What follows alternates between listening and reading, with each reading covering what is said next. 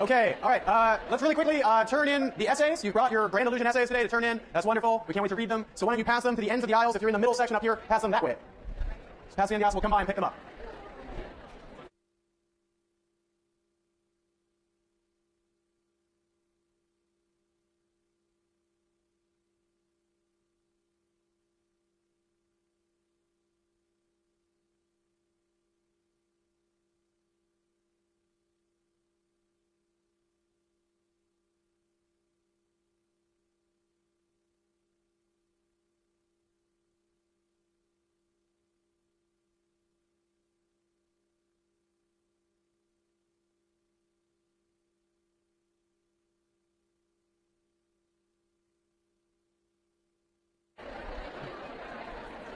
Okay, all right, great. Let's go ahead and turn it in. Go ahead and turn in your assignments at the end, and then we'll get started. So, today, by the way, a lot of people I've noticed tend to turn in the assignment and then leave. I warn you that this only tempts me to do a pop quiz. I warn you that when you turn in the assignment and you run out, I get a feeling like maybe I want to do a pop quiz. So today is a great day. Today is actually one of my favorite days of the year. Why do you think that is?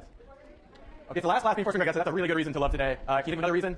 March Madness, exactly. Today is the first day of the rest of my life. Every year, this may be my favorite day of the year because it's the beginning of a 4-day period where I fill my body with like guacamole, and I replace the marrow in my bones with guacamole, and I sit around. It's beautiful. But I gave up all that to come in here and give you a lecture, even though Memphis is maybe being upset as we speak. The Cal game is starting at noon. So, all right. So before we run off to watch Cal defeat Maryland, those ridiculous Terrapins opponents of ours, let's do a lecture and let's learn something. Specifically today, let's learn about the Southern culture of honor. This is one of my favorite topics to talk about in social psychology because I think the research on the Southern culture of honor is pretty fun and pretty hilarious.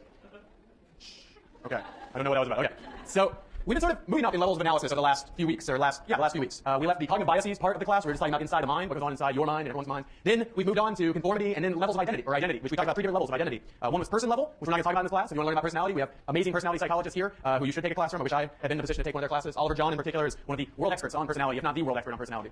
Then we talked about role identities, the next level analysis up in this typology of identities, and we covered the Stanford prison experiment. Yeah, we did. And then we talked about the theoretical work of Irving Goffman, and then we moved up to the next level of analysis, social identities, how group identities can shape individual behavior and thought, and vice versa, how individual behavior and thought can shape groups. And now, as long as we're going to be at this group level, we might as well do some stuff on culture. Now, culture is a concept that you don't see a lot of work on in social psychology. So why is this? Well, I'd say that the biggest reason that you don't see much work on culture in social psychology, even though we know that culture matters and culture shapes behavior in the lives of individuals, and sociologists in particular love to do work on culture, but social psychologists don't so much. Now, why would that be? Well, I would say there's 2 reasons. One is a pretty obvious reason. It's a levels of analysis issue. So cultures tend to obtain in large groups. We think of countries as having cultures, like the United States has a culture, and Brazil has a culture, and so on. Also, whole continents can have cultures, right? Like European culture is perhaps different from South American culture, is different from Asian culture, and Lord knows Australians are different from all of them. So cultures obtain in large groups, even if their effects may affect the behavior of individuals in small groups. But social psychologists tend to get a little leery of talking about big groups because they tend to work with phenomena like conformity, or interpersonal influence, or groupthink, things that happen in small groups. And so they get a little leery when you start talking about 300 million person groups. They're like, wow, we really don't understand how that works. So one aspect of this is the problem of qualifications, where social psychologists opt out of studying culture because they say, we don't understand groups that are that big very well. It's a micro versus a macro issue. Social psychologists are micro, culture seems like a macro phenomenon. What's a phenomenon? Stuff that happens. That's what phenomenon is. So another reason is that culture is very difficult to define, and its effects are very tough to pin down. And so it's a phenomenon that's hard to study systematically, rigorously, concretely, and clearly. And social psychologists, if you haven't noticed, are among the social scientists who are most hung up on always being clear. They want their ideas to be clear, testable, they want to define their terms. Research on culture tends to be a little bit more vague, a little bit more amorphous, and the ideas tend to be a little bit harder to pin down. So this is an important difference, okay? Social psychologists prefer clarity, and cultural research, in general, cultural theory research has been a little vaguer, and so as a result, social psychologists shy away from that discussion. But there's 2 major cultural differences that social psychologists have studied a fair amount, in a fair amount of depth. Do you know what they are? Can you guess what at least one of them is? Okay, yes, Southern versus, I don't know how you figure that out, but so one of them is the difference between Southern and Northern folks in the United States, and how that might influence a variety of outcomes, the difference between Southerners and Northerners in the U.S. Another one is the difference between what they call Easterners and Westerners, by which they mean people from Asia or who have immigrated from Asia, and then people from Europe/North America, and sometimes they mean South America too. That research is very interesting. The East-West difference research is very interesting. We're not going to cover it much in this class, but you can get a cultural psychology class here at Berkeley and learn a lot about it. And indeed, Berkeley is perhaps the leading place, along with the University of Michigan, to study cultural psychology in the United States. So we're not going to talk much about that, which may be disappointing, but we are going to talk about the Southern-Northern cultural difference and how it impacts behavior in everyday life. And this is some of my favorite stuff. Why is this some of my favorite stuff? Because I lived in the South for 9 years when I was growing up. I moved there when I was 10 years old and lived there until I was 18. And in my personal experience, my qualitative data that I gathered growing up there, it dovetails with a lot of this research. And when they talk about the culture of honor and the type of violence in the South, this is something I definitely saw a lot of. And anybody here, who here has lived for a substantial period of time in the southern part of the United States? Okay, all right. So you should let me know as we go through this if some of this rings true to you. I'd be very interested in your feedback. Okay, so today's lecture is about a puzzle. And that puzzle is the following. Why is it that the South is more violent than the rest of the country? And we have good evidence for this. There's a lot of reason to think that the South is a more violent place than the northern part of the United States. But we don't know exactly why. And there's a lot of reasons why this might be the case. Well, for one thing that we should observe right away is that when you look for the basis of that difference in violence between the South and the North, it's specifically amongst white males. African Americans, levels of violent crime in the South and the North, or violence that isn't crime, tends to be about the same. No big difference in African American rates of violent crime in the South and the North. Women, very low rate of violent crime in the South and the North and everywhere else, more mature gender that they are. And But white males are much more violent in the South than in the North. Why is this? Well, a few explanations might be able to answer. So one is, in the South, there's higher levels of poverty and inequality. And poverty and inequality have both been shown to increase rates of violent crime. So if the South is higher in poverty and inequality, maybe that's why there's higher levels of violent crime there. Poverty and inequality lead to crime. Poverty and inequality higher in the South, therefore crime rates are higher in the South. And that is part of the story. That is part of the explanation for the higher rate of violent crime in the southern part of the United States. But when you do statistical analyses of perpetration of violent crime in the South and the North, this doesn't explain it all. You can statistically control for this factor, as you all learned about in Social 5 or some other methods class, and it doesn't explain it all. There's still a difference between the South and the North to be explained. So what else might explain it? Perhaps the legacy of slavery. Well, people are talking about that, and maybe the legacy of slavery has created authoritarian white males who used to be slave owners, and there's some kind of cultural legacy of that. And people have talked about this. It's very hard at theory to test directly. It's hard to know if maybe this factor is responsible for it. So it's hard to rule out, hard to test. Another explanation is temperature, which is, I think, kind of a clever explanation. So one thing that you find is that warmer places or warmer times of the year in any given place are conducive to higher rates of violent crime. And there's a lot of explanations for why this is, for why higher temperatures leads to higher rates of violent crime. Can you guess what one of those explanations might be? Makes people irritable. Makes me irritable. You know, with hot out, you get kind of pissed off, and you're more likely to commit some kind of violent crime. Yeah. People are outside more. That's excellent. So people are outside more. They're more likely to interact with one another, and then when people interact with one another, well, that's a precondition for violent crime, right? You have to be interact with other people. If you're all stuck in your bed, hanging out near a fireplace, which something none of you have ever experienced, you're probably less likely to perpetrate some kind of violent crime or get drunk in a bar and wind up hitting somebody. Yes. Does that mean that in colder weather, domestic violence would be higher? Maybe. I don't know. That's very interesting. Yeah. You should test that. Somebody should test that. That's a good idea. So these are a few reasons why you might expect the South to be more violent, regardless of cultural factors, right? It's warmer, there's higher levels of poverty, there's a legacy of slavery, that might be kind of a cultural thing. But even if we're returning to culture, we want to be careful that these factors aren't what's driving high rates of violent crime in the South. Now, the legacy of slavery thing is hard to test. It might be part of a cultural story, but we can test for poverty, inequality, and temperature. And what we find is, yes, these partly explain the higher rates of violent crime in the South than in the North, but they don't explain it all. And so if we look around for explanations that can explain what's left to be explained, we turn to the following idea, which is that perhaps the South has a culture of honor that is partly responsible for the high rates of violent crime. So what does this mean? What is a culture of honor? In a culture of honor, violence is used to defend one's own and one's family's honor. Whatever, I can't speak, but you get the idea. And you probably think of cultures of honor like this, right? Like, so like ancient Japan, used to have a culture of honor where you would defend yourself against challenges, or we think that's what the United States does. Other places too as well. And researchers on this other culture of honor say that cultures of honor are most likely to emerge when individuals are at economic risk from other people and the state is weak and insufficient. So they say, when will you get these social norms that emerge that say when somebody provokes you or challenges you or insults you, you need to fight them, and maybe fight them to the death? When will you get these norms that emerge where that's the kind of behavior you do? Probably where the individual's at economic risk from others and the state is weak and insufficient. Because if the state was strong, then the state could protect you, and you wouldn't need to defend your honor. Or if you weren't at economic risk from others, you could maybe just brush off insults or provocations and it'd be okay. You wouldn't need to maintain this tough exterior. But a culture of honor is likely to occur where people are at economic risk and the state is weak or insufficient. Can you stop text messaging in my class? Thank you. Okay. Where did the Southern culture of honor come from? Well, now here the ideas get a little bit weirder.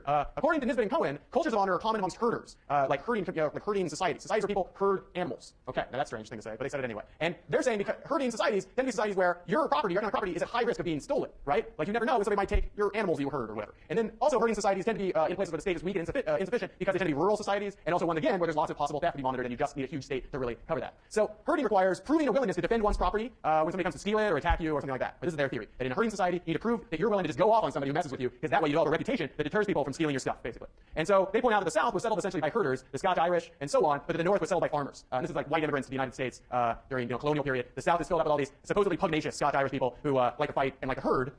I know. And the North is settled by these farmers who, how are you going to steal their crops, right? It doesn't make any sense. You can't steal the crops, or if you did, it would be kind of a waste of time. So this is Nisbet and Cohen's argument for where the Southern culture of honor came from. We may or may not buy this, but it would be interesting to test whether there really is a Southern culture of honor, regardless of where it came from. Another reason, perhaps, why there's a Southern culture of honor, and this ties into the issue of having a weak state or weak government that can't protect you, is that the South has historically been rural and low population density, and has also had a sort of suspicion of federal centralized government. So in general, the South has had a less strong central government. They've had less strong government, less government to protect them, and so to fill that gap, you might develop a culture of honor where you defend your reputation and you deter violent crime and property crime through your reputation. It's another way to deter crime than to have a strong state. The South didn't have a strong state. So what am I talking about when I talk about the southern part of the United States? Basically the deep South, like Georgia, South Carolina, Louisiana, Mississippi, and so on, and then also West Virginia, Tennessee, and Kentucky, which are not always considered part of the South, but they are in this analysis. I think of them as part of the South. They point out, though, that much of the West is culturally similar to the South. And by this I mean Texas, Oklahoma, and like the mountain states, like a big mountain state, whatever states they're referred to. Okay, so why do we think, let's talk about the evidence for high rates of crime in the South, and then move on to evidence for a culture of honor in the South. So patterns of crime, there's a higher murder rate in the South. The murder rate in the South is higher, and especially argument-related murders rather than felony-related ones. So it's not so much that people are more likely to rob a liquor store, get confronted by the store manager with a gun, and then shoot him in the South. That's not any more likely to happen in the South than the North. But people are a lot more likely to shoot a family member, say, in the context of an argument, or get into a barroom brawl wherein somebody gets knifed and dies or something like that. That's more likely to happen in the South than the North. A certain category of murders that are argument-related is much higher in the South than the North. By the way, this is less true in southern cities. The difference is mitigated in cities, possibly because there's a lot of population movement from the North and the West and the Midwest through cities. Many of you perhaps have lived in southern cities, and you notice that southern cities, while southern, are also a little bit like every other city as well. Okay.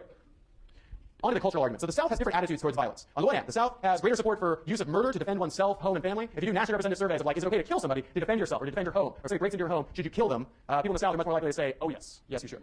than people in the North.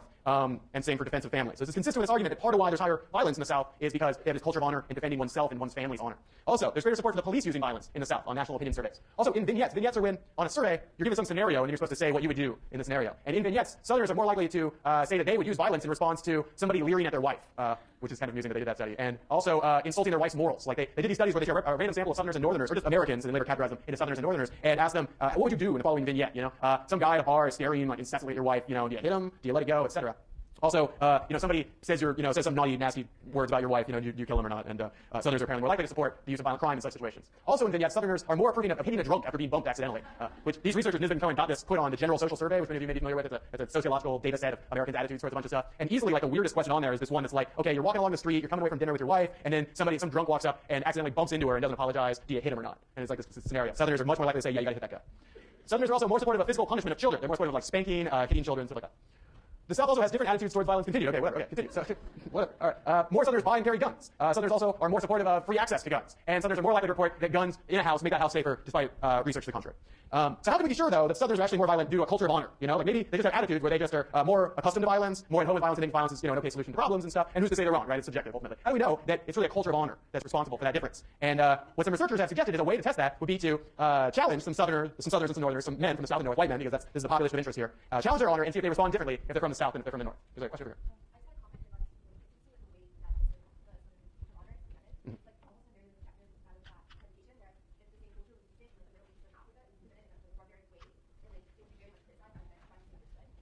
Yeah, you may well be right. Yeah, I don't know that I would present it that way, but I know what you mean.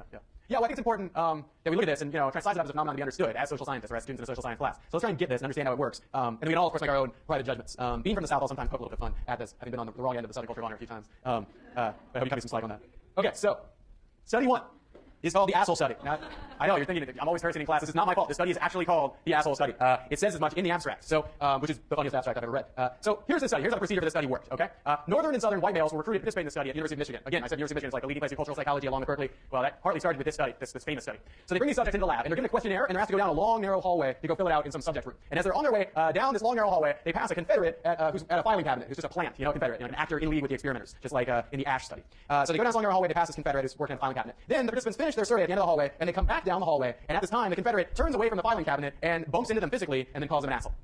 Like mumbles beneath their breath, like turns around and is like bumps into them and is like asshole, like that, which is totally ridiculous. And then half of the participants were not bumped. And so this is a nice design, right? Southerners and Northerners bumped and called assholes. What's going to be the difference in the way they respond? Well, the way they measured this was in two ways. They planted witnesses also in the hallway who were not involved in this situation. They acted like they were just like working on something, I think. But they actually, as you would guess, were very closely observing the reaction of the subject who gets bumped or doesn't get bumped in the other conditions. And is making notes. They're making notes, trying to assess based on looking at the person's face how angry they are and how amused they are. And the researchers found out these are the main ways you might react to being bumped like this and being called a bad word is maybe you'll get pissed off or maybe you'll be amused and kind of laugh it off. And so they rated these two things. And then also another way that they evaluated the participants' responses to being bumped and provoked was to give them a story scenario to complete wherein someone hits on a man's girlfriend at a party and then you have to complete that story as far as like what would happen next in the story. And here they're interested in maybe after you get bumped and you're provoked, you're more likely to kind of project violence into scenarios and scenes that you're looking at, including the one you're supposed to complete here.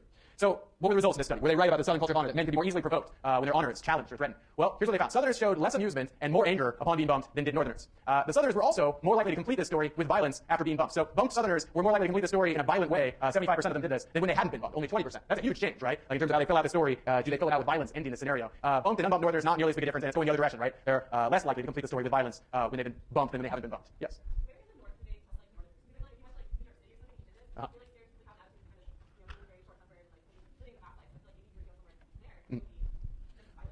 So where did they get these Southerners from? What about New York City? Those people are really mean and all that, Yeah. So point well taken. They didn't randomly sample people from the South and the North, so they're taking kind of convenient samples of Northerners and Southerners that are available in, at the University of Michigan amongst the undergraduate population. So these are convenient samples, and abstracting the larger population should be done very carefully, But one thing I will say is I think study 3 in today's lecture will help address some of what you're talking about. So when we get to that, I think some of your concerns will be addressed. And then also remember that we started this by observing that Southerners and Northerners based on real random samples of the South and the North are more likely to say that hitting a drunk